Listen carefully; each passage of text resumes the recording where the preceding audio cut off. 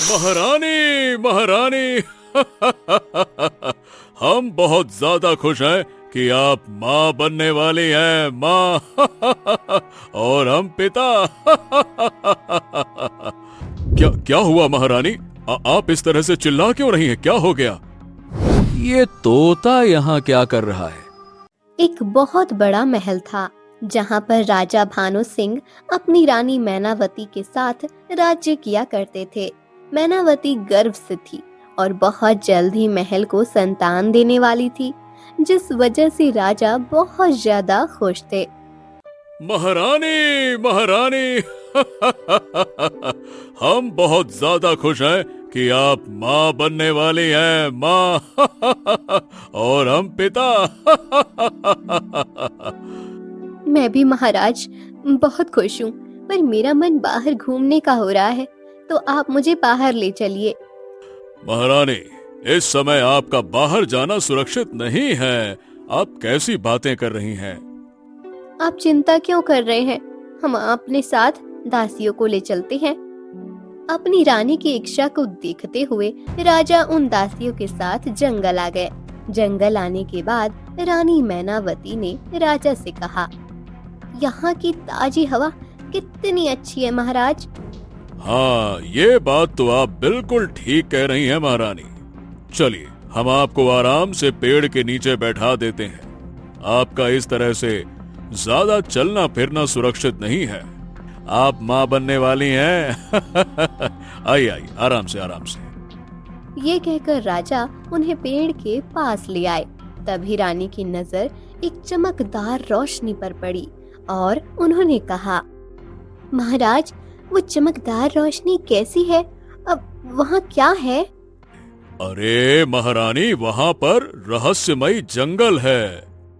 क्या रहस्यमय जंगल? मुझे तो रहस्यमय चीजें बहुत अच्छी लगती हैं।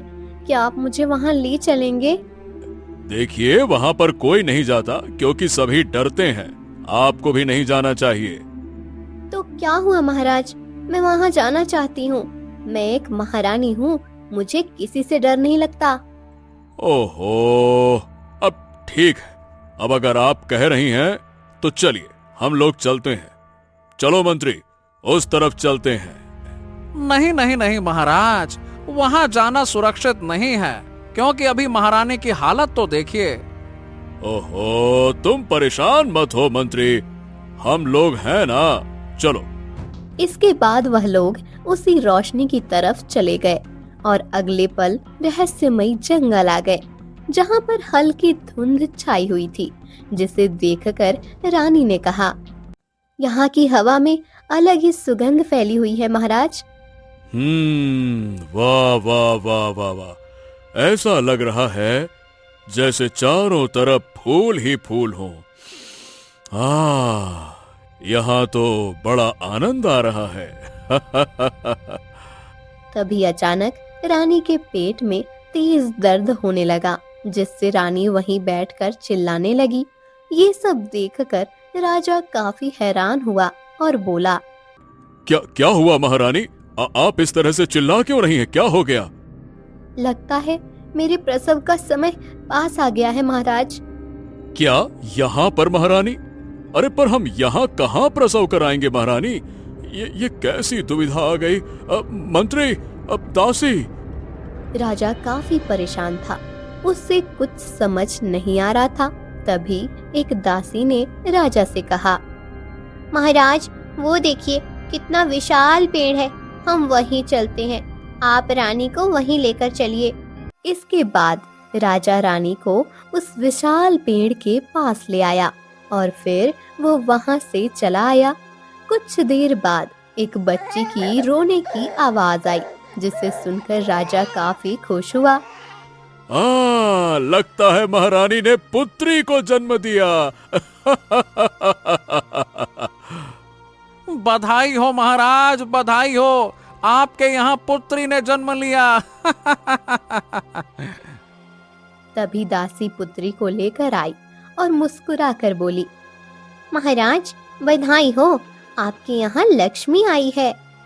लाओ लाओ लाओ, हमारे हाथों में दो। हमारी पुत्री को हमारे हाथों में दो। आ, आ, ये कहकर जैसे ही राजा ने अपनी पुत्री को लेना चाहा, तभी वहां एक राक्षस प्रकट हुआ और बोला,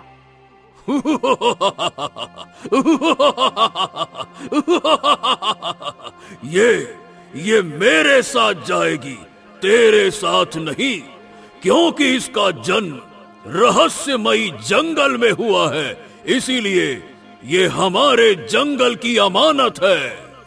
नहीं नहीं नहीं नहीं नहीं नहीं, कौन हो तुम? चले जाओ यहाँ से, वरना हमसे बुरा कोई नहीं होगा। पर राक्षस ने राजा की कोई बात नहीं सुनी और उनकी बच्ची को लेकर उसी पेड़ के अंदर चला गया, जिसे देखकर राजा जोर जोर से रोने लगे। नहीं नहीं नहीं, ये नहीं हो सकता, ये नहीं हो सकता। हम अपनी पुत्री को इस तरह नहीं खो सकते। मंत्री मंत्री, सैनिकों, इस पेड़ को काट डालो, जल्दी से काटो, काटो इसे। इसके बाद राजा और सैनिक मिलकर उस पेड़ को काटने लगे, पर कोई असर नहीं हुआ। तभी रानी मैनावती रोते हुए बोली, हे भगवान, मैंने आपका क्या बिगाड़ा था जो मैंने अपनी बच्ची को गोद में भी नहीं ले पाया। अब मैं क्या करूं? काफी समय तक पेड़ पर अब कोई असर नहीं हुआ, तो मंत्री ने कहा, महाराज, हमें चलना चाहिए। लगता है कि ये पेड़ जादुई है। नहीं नहीं नहीं नहीं नहीं नहीं, मंत्री, हम अपनी बेटी के बिना यहाँ से नहीं जाएंगे, हमें हमारी बेटी चाहिए। महाराज चलिए, वैसे भी यहाँ रहना सुरक्षित नहीं है। आपने देखा था ना, वो राक्षस कितना खतरनाक था। महारानी की बात सुनकर राजा दुखी होकर वहाँ से चले आए। महल आने के बाद राजा काफी ज्यादा दुखी हुए। उन्हें कुछ समझ नहीं आ रहा था। इस पर रानी मैनावती ने कहा, ये सब मेरी ही गलती है। अगर मैंने आपसे महल जाने के लिए नहीं कहा होता तो ऐसा कुछ भी नहीं होता। हाँ, नहीं नहीं महारानी, आप अपने आप को दोष क्यों दे रही हैं? दोष तो मेरा है जो हम अपनी पुत्री की रक्षा भी नहीं कर पाए। हमारे हाथों। ये कहकर राजा काफी दुखी हुआ। तभी वहाँ मंत्री आया और बोला, मंत्री, इधर आइए। हाँ, बताइए महाराज, हमारे लिए क्या आज्ञा है? मंत्री, आप पता लगाइए, उस रहस्यमयी जंगल में कोई ऐसा रास्ता तो होगा जिससे हम पेड़ के अंदर जा सकें। हाँ ठीक है महाराज, हम पता लगाते हैं। आप चिंता ना कीजिए, राजकुमारी हमें मिल जाएंगी। हाँ हाँ हाँ, हमें किसी भी तरह से हमारी पुत्री, हमारे कलेजे का टुकड़ा, हमारी राजकुमारी चाहिए। जाइए, पता लगाइए। इसके बाद मंत्री वहां से चला गया।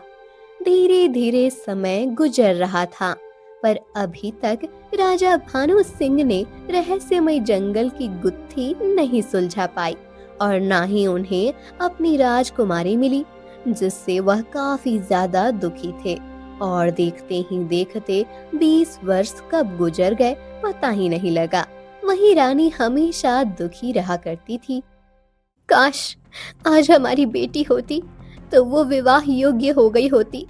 पता नहीं हमारी बेटी कहाँ होगी। हे भगवान, मैंने कभी किसी का बुरा नहीं किया, पर आपने मेरे पास ऐसा क्यों किया? ये कहकर रानी जोर जोर से रोने लगी। तभी वहाँ राजा भानु सिंह आए और उन्होंने कहा, इस तरह रोने से कुछ नहीं होगा महारानी, आप थोड़ा संयम रखिए। हमारी पुत्री हमें मिल जाएगी, संयम रखिए। कब मिलेगी महाराज? 20 वर्ष गुजर चुके हैं, पर अभी तक हमारी पुत्री का कोई पता नहीं है। हमें पता है महारानी कि आप बिल्कुल ठीक कह रही हैं, पर हमने अभी हार नहीं मानी है। हम अपनी पुत्री को हर हाल में ढूंढ कर ही रहेंगे। वहीं धीरे धीरे समय के साथ जंगल में जो कोई भी लकड़हारा जाता था वो रहस्यमय तरीके से गायब हो जाता था। जिस वजह से गांव के लोग काफी ज्यादा परेशान थे। अरे भैया, अब तो जंगल जाना बड़ा खतरनाक हो गया है। कुछ समझ ही नहीं आता है कि जंगल में लोग गायब कैसे हो जाते हैं। हाँ भैया, सही कह रहे हो। कुछ दिनों पहले मैं अपने दोस्त के साथ गया था, तभी मेरे दोस्त की एक लड़की मिली और वो उसी के साथ चला गया। बताओ भला। क्या लड़की मिली? और क्या, और वो लड़की उसे रहस्यमयी जंगल की तरफ ले गई थी। क्या बात कर रहे हो? तो तुमने उसे रोका नहीं? अरे भैया लाखन, मैंने उसे रोकने की बहुत कोशिश की, पर वो रुका ही नहीं, उल्टा मुझे ही मारने लगा। अरे मैंने कहा अपनी जान बचाऊं कि क्या करूं, जिस वजह से मैं वहां से चला आया। मुझे तो ऐसा लग रहा था कि उस लड़की ने मेरे दोस्त पर जादू कर दिया हो। हाँ, ऐसा क्या? पर भैया, ये तो रहस्यमयी जंगल जाने और वो लड़की जाने कि आखिरकार ये सब चक्कर क्या है। हाँ, पर लाखन, कब तक लोग इस तरह से गायब होते रहेंगे? हमें कुछ ना कुछ तो करना ही पड़ेगा। अरे रामू भैया, हम लोग कर ही क्या सकते हैं? हम ठहरे साधारण लोग। ये कहकर रामू ने भी कुछ नहीं कहा। वहीं उसी गांव में अमित नाम का एक लकड़हारा रहता था, जो लकड़ी काटकर अपना गुजारा करता।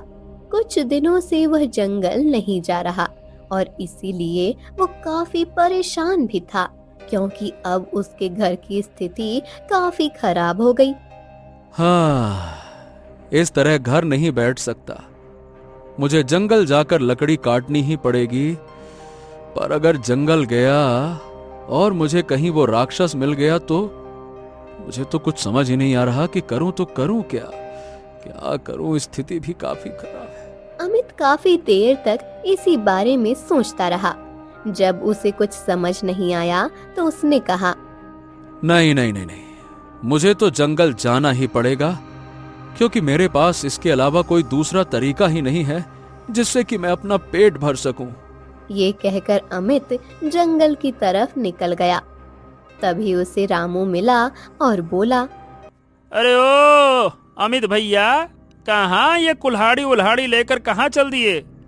रामू भैया, जंगल जा रहे हैं लकड़ी काटने के लिए। हैं?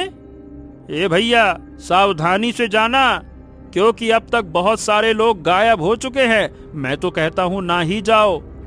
हाँ हाँ, पता है भैया, बहुत सारे लोग गायब हो गए, इसीलिए तो इतने दिन जंगल नहीं जा रहा था। पर अब क्या करूं, पापी पेट की वजह से जाना पड़ेगा। या तो भूखे मरूं या तो जंगल जाकर मरूं। इससे अच्छा कोशिश कर लूं ना। हाँ, ये भी बात सही कह रहे हो भैया। हम गरीब और कर ही क्या सकते हैं, इधर कुआं इधर खाई। इसके बाद अमित वहाँ से जंगल आ गया। जंगल आने के बाद उसने अपने आप से कहा, हाँ, अब जल्दी से लकड़ी काट लेता हूँ, मैं और अंदर नहीं जाऊंगा। ये कहकर वह एक पेड़ को देखता है और फिर उसी पेड़ को काटने लगता है। अभी वह पेड़ काट ही रहा था कि तभी वहाँ पर एक रोती हुई लड़की आई, जिसे देखकर अमित काफी ज्यादा हैरान हुआ और उस लड़की से बोला, अरे क्या हो गया? तुम रो क्यों रही हो? क्या बात है? मेरी मदद करो, मेरे पीछे एक राक्षस पड़ा हुआ है। क्या? राक्षस तुम्हारे पीछे पड़ा हुआ है? क्या बात कर रही हो? पहले तो ये बताओ कि तुम यहाँ क्या कर रही हो? वह राक्षस मुझे उठा कर ले आया है। वो मुझसे विवाह करना चाहता है, मेरी मदद करो। हैं? पर वो राक्षस है कहाँ पर? तुम मेरे साथ चलो, मैं तुम्हें दिखाती हूँ। नहीं नहीं नहीं नहीं नहीं, हमें यहाँ से बाहर चलना चाहिए। मैं तुम्हारे साथ जंगल के अंदर नहीं जाऊंगा। अरे पहले तुम चलो तो, मैं तभी तो तुम्हें दिखाऊंगी। इसके बाद वह लड़की अमित को रहस्यमयी जगह में ले आई, जिससे अमित काफी ज्यादा घबरा गया और लड़की से बोला, अरे तुम मुझे यहाँ क्यों लेकर आई हो? ये तो रहस्यमयी जंगल है। अरे तो इसी जंगल में तो वो राक्षस रहता है जो मुझे मारना चाहता है। क्या? नहीं नहीं नहीं नहीं, देखो हमें यहाँ से जल्दी चलना चाहिए। यहाँ लोग गायब हो जाते हैं। चलो। इतनी भी जल्दी क्या है जाने की, आराम से चले जाना। ये सुनकर अमित काफी ज्यादा हैरान हो गया, क्योंकि तभी वह लड़की राक्षस में बदल गई, जिससे अमित काफी ज्यादा डर गया। हाँ, क्या इसका मतलब तुम लड़की नहीं बल्कि एक राक्षस हो? हाँ, और मैंने तुझे बेवकूफ बनाया। चल मेरे साथ चल, मैं तुझे अपनी दुनिया में लेकर चलता हूँ। चल। नहीं नहीं नहीं नहीं नहीं, मुझे छोड़ दो, मैं तुम्हारे साथ नहीं जाना चाहता। नहीं, छोड़ो मुझे, नहीं नहीं। पर राक्षस ने उसका हाथ पकड़ा और उसी पेड़ के अंदर खींच ले गया। अगले ही पल अमित एक ऐसी दुनिया में आ गया था जहाँ चारों तरफ हरियाली थी, पर वहाँ इंसान बिल्कुल भी नहीं थे, जिसे देखकर वह काफी हैरान हुआ। ये कैसी दुनिया है? मुझे यहाँ क्यों लेकर आ गए हो? ये मेरी दुनिया है और मैं यहाँ पर अपनी नई दुनिया बना रहा हूँ, इसीलिए तुम लोगों को पकड़कर ला रहा हूँ। ये सुनकर अमित काफी ज्यादा हैरान हुआ। तभी राक्षस वहाँ से गायब हो गया, जिसे देखकर अमित ने कहा, हे भगवान, अब मैं क्या करूं? मैं यहाँ पर लकड़ी काटने आया था और पता नहीं यहाँ किस मुसीबत में फंस गया। कहाँ से आया ये राक्षस? तभी अमित को एक लड़की की रोने की आवाज सुनाई दी। अमित थोड़ा हैरान हुआ और बोला, अरे, यहाँ तो लड़की रो रही है। नहीं नहीं नहीं नहीं नहीं नहीं, पक्का ये कोई ना कोई जाल होगा। पर अब कहाँ से जाल होगा? राक्षस तो मुझे अपनी दुनिया में लेकर आ गया। जरूर यहाँ कोई और है, मुझे जाकर देखना चाहिए। ये कहकर अमित उसी तरफ चला गया। तभी वह हैरान हुआ, क्योंकि वहाँ पर वही लड़की थी जिसका रूप राक्षस ने लिया था। उस लड़की को देखकर अमित ने कहा, अरे, तुम यहाँ क्या कर रही हो? मेरी मदद करो, वो राक्षस मुझे मार डालेगा। वो मुझसे विवाह करना चाहता है। अरे, पर वो तुमसे विवाह क्यों करना चाहता है? ये तो मुझे नहीं पता, पर जैसे ही मैं 18 वर्ष की होंगी वैसे ही वो मुझसे विवाह कर लेगा, और अभी 18 वर्ष पूरे होने में मुझे 5 दिन बाकी है। ये सुनकर अमित भी काफी परेशान हुआ और उसने कहा, ओ, और तुम यहाँ कैसे आ गई? मुझे नहीं पता, मैं बचपन से ही इसी दुनिया में रह रही हूँ। क्या? बचपन से ही तुम इस दुनिया में रह रही हो? हाँ, मुझे नहीं पता राक्षस मुझे कहाँ से लाया है और मेरे माता पिता कौन है। यह कहकर लड़की फिर से जोर जोर से रोने लगी, जिसे देखकर अमित ने उसे शांत कराया। दूसरी तरफ महल में राजा काफी परेशान बैठे हुए थे, क्योंकि अभी तक कोई हल नहीं मिल पाया। तभी वहाँ मंत्री आया और बोला, महाराज महाराज महाराज, हमें कोई तरीका समझ में नहीं आ रहा जिससे हम राजकुमारी को उस पेड़ से बाहर निकाल सकें। हाँ, सही कहा मंत्री, 20 वर्ष हो चुके हैं, हमें भी तुमसे ये उम्मीद नहीं थी। क्षमा कीजिएगा महाराज, आप चाहें तो मुझे दंड दे सकते हैं, पर मैं और क्या करूं?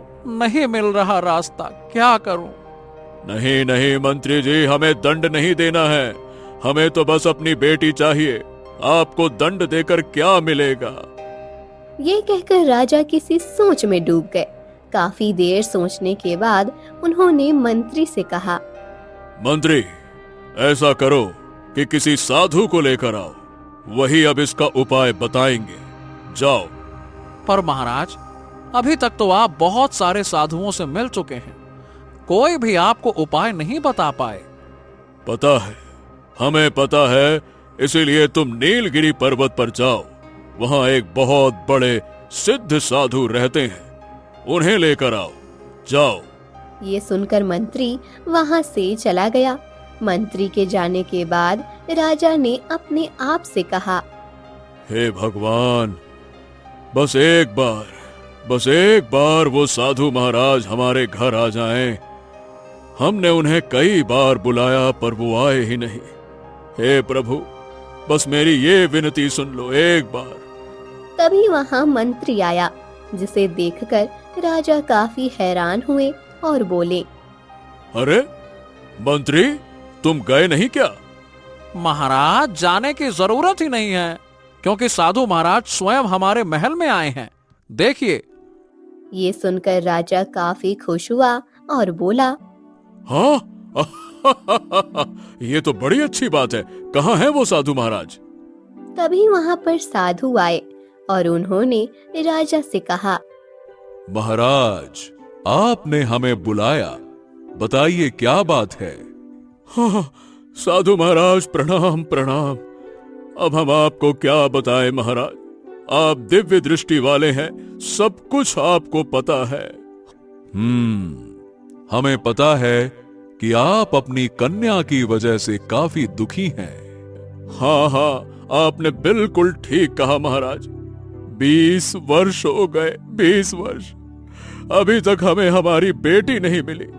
वो राक्षस हमारी बेटी को उस पेड़ के अंदर ले गया। साधु महाराज, क्या कोई तरीका नहीं है कि उस पेड़ के अंदर जा सकूं? वो पेड़ रहस्यमयी जंगल में होने के साथ साथ जादुई भी है। इसी के साथ वो दूसरी दुनिया में जाने का रास्ता भी है। क्या? दूसरी दुनिया में जाने का रास्ता? ये आप क्या कह रहे हैं साधु महाराज? इसका मतलब हमारी बेटी दूसरी दुनिया में है? हाँ, तुमने बिल्कुल ठीक सुना।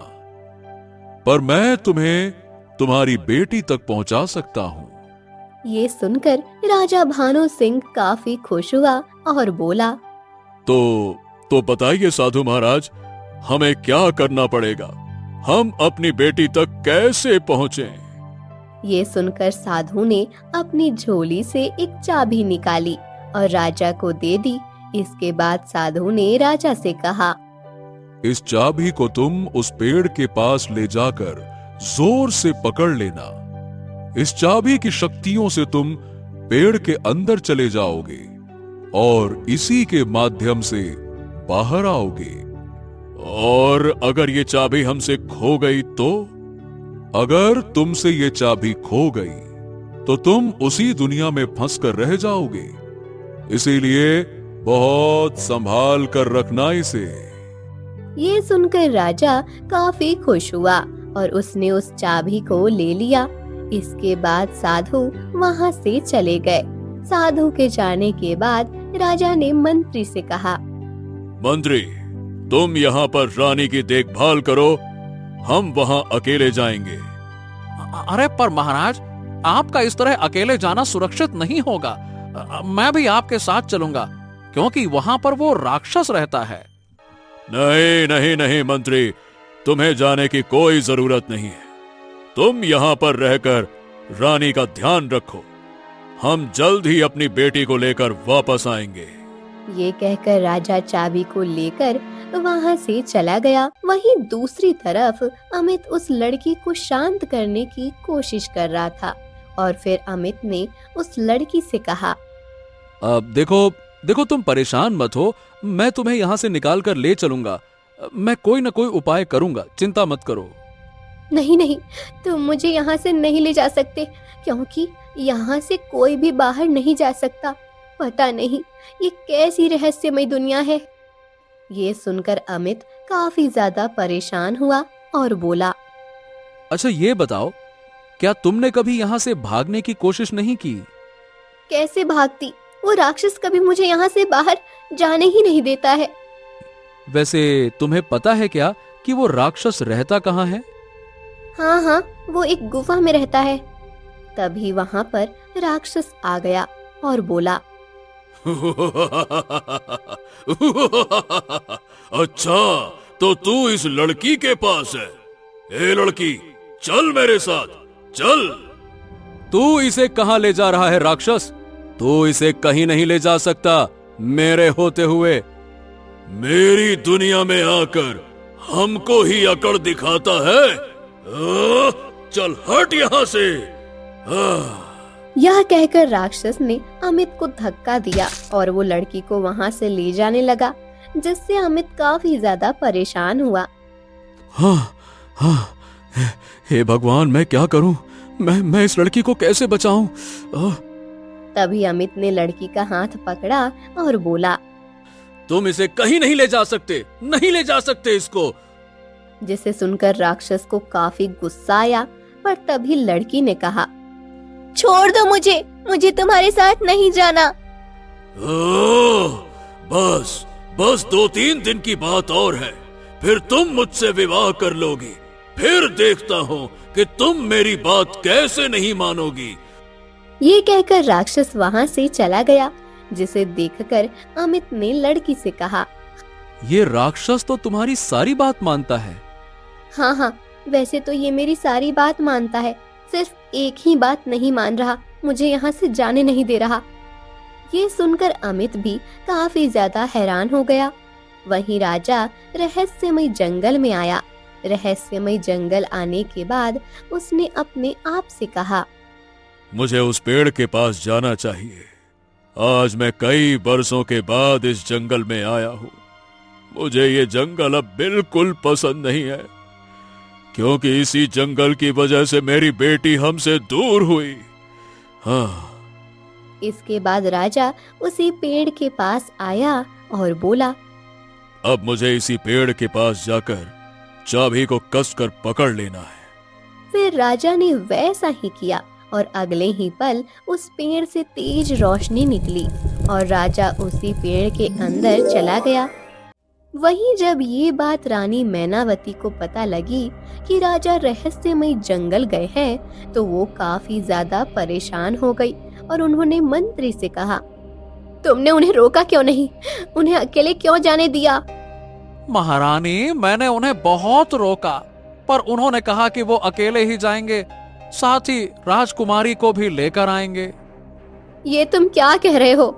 हे भगवान, मेरे पति की रक्षा करना। एक बार मैं अपनी बच्ची को उस रहस्यमय जंगल में खो चुकी हूँ, दोबारा अपने पति को खोना नहीं चाहती हूँ। आप चिंता मत कीजिए महारानी, महाराज को कुछ नहीं होगा, क्योंकि साधु महाराज ने उन्हें एक चाबी दी है। पर रानी काफी ज्यादा परेशान थी और वो भगवान से प्रार्थना करने के लिए मंदिर चली गई। वहीं अगले ही पल राजा रहस्यमय दुनिया में था। अपने चारों तरफ एक अलग दुनिया देखकर वो काफी हैरान हुआ। हाँ, हमें तो पता ही नहीं था कि इस पेड़ में तो पूरी की पूरी दुनिया समाई हुई है। बाप रे, अद्भुत। पर अब मैं यहाँ पर अपनी बेटी को ढूंढूं कहाँ? अब तो वो बहुत बड़ी हो गई होगी। ये कहकर राजा आगे चला गया। तभी उसे एक पेड़ के नीचे अमित और लड़की दिखाई थी। लड़की को देखते ही राजा ने उसे पहचान लिया कि ये उसी की बेटी है और वो उसके पास गया और मुस्कुरा कर बोला, हाँ, बेटी तुम मुझे मिल गई। हाँ, तो तुम सही सलामत हो ना बेटा? राजा को देखकर अमित काफी हैरान हुआ और बोला, रुकिए, आप हैं कौन और यहाँ क्या कर रहे हैं? मैं राजा भानु सिंह हूँ और यहाँ अपनी खोई हुई बेटी को लेने आया था। ये मेरी बेटी है, जिसे राक्षस उठाकर ले गया था। ये सुनकर वह लड़की काफी ज्यादा खुश हुई और बोली, पिताजी, इसका मतलब आप मुझे बचाने आए हैं? हाँ बेटा, हम तुम्हें बचाने आए हैं। चलो बेटा, जल्दी से यहाँ से चलते हैं। वो राक्षस आ जाए उससे पहले निकल चलते हैं। चलो। महाराज, वो हमें यहाँ से जाने ही नहीं देगा, क्योंकि ये दुनिया सिर्फ उसकी मर्जी से चलती है। पहले हमें उसे मारना पड़ेगा। क्या? उसे मारना पड़ेगा? पर हम उसे मारेंगे कैसे? पर पिताजी, हमें उसे मारना ही पड़ेगा, वरना वो मुझे फिर उठाकर ले जाएगा, क्योंकि वो मुझसे विवाह करना चाहता है। ये सुनकर राजा भानु सिंह को काफी तेज गुस्सा आया और उन्होंने कहा, मैं ऐसा हरगिज नहीं होने दूंगा। कहाँ है वो राक्षस? बताओ हमें, मैं उसे मार डालूंगा। कहाँ है वो?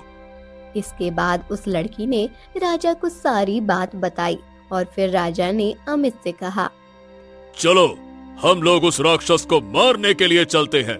चलो। हाँ, आप बिल्कुल ठीक कहते हैं। चलिए महाराज। इसके बाद राजा भानु सिंह और अमित उसी गुफा के लिए निकल गए। वही लड़की उसी पेड़ के नीचे बैठी रही। गुफा के पास आने पर अमित ने राजा से कहा, लगता है यही उसकी गुफा है जिसमें वो राक्षस रहता है।